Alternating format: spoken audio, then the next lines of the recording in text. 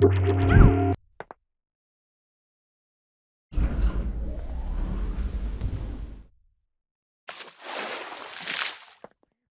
the last few videos, we've seen a good few of the motion controllers that are available to us in Lightwave, how to set them up, how to get them working correctly, and so on. I just want to take a few minutes in this video to look over some of the workflow tools that makes actually doing the setup a little bit quicker or easier. We already saw some of this way back in Foundations, namely the Genoma Motion Manager, which we'll look at first here. What Genoma Motion Manager allows us to do is to set certain motion controls for things as we like them, rather than having to go peeling through long lists of things in the drop downs in the motion panel. So for instance, here I've got a light, right, and let's say that this were going to be an IK chain on these bones over here, and I wanted the light to be the goal item. I would choose set item, choose the end bone here, and then I would choose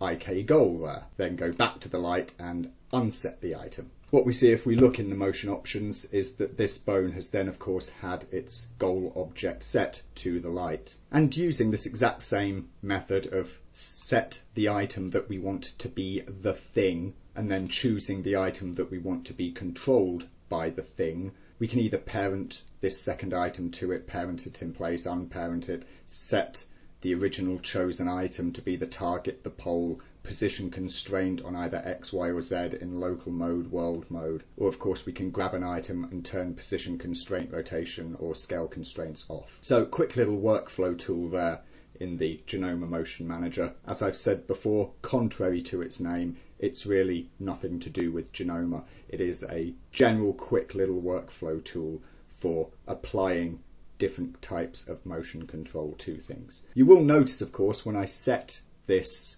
bone here to have the light as its goal item, that did not set up IK on the previous bones. You would still do that because this panel doesn't know how many bones you want in IK, which channels you want them on and so forth. But it does make it quick to pick an item that you want to become the goal from the viewport without, as I say, having to traverse a potentially long list from the drop down. We have these three guys here, Store Selected, Assign UI and Clear UI, which are the Matt Gorner assign tools that were noted back in Foundations. Basically, this does much the same thing, so I could select my light here, hit Store Selected, that's like clicking Set Item in the Genoma Motion Manager. I could then come over to something else, bring up the Assign UI, and I could set it to be, you know, any of these items, target, parent, goal, pole, etc. Let's say I set it to be target, hit OK, and the camera has now had the light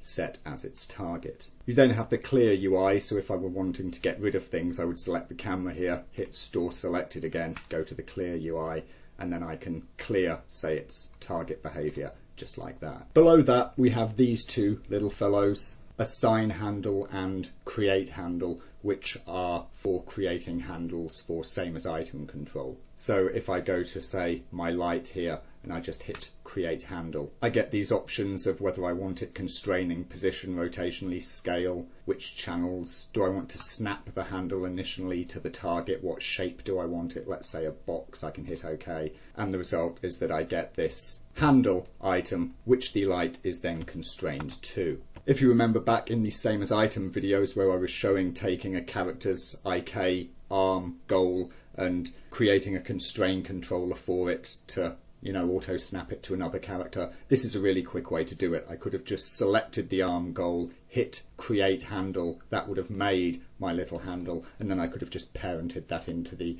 hierarchy of the other character at whatever point I was wanting it. The other tool is the Assign Handle tool, and what that allows you to do is to choose a handle item rather than having one automatically created. So let's say I chose the camera to be the handle here and the target were to be, let's say, I don't know, the second bone here. Once again, I'll leave snap handle to target on, just leave it for all there, position, rotation and scale, and you'll see that that jumps my camera and my camera has now become the handle item for that second bone via position item, rotation item, constraint and so on. So do keep an eye for these little tools and their uses as you go along in your rigging work. Going through the long menus and picking items and setting same as item, same as item, same as item can start to be a bit of a drag and of course can take time when you're building large rigs. As such, using any of these tools, either the MapG assign tools or the built-in Lightwave assign and create handle tools or the Genoma Motion Manager, provide a really quick way to help speed up your workflow when you are rigging with constraints, goals, targets, poles and the like.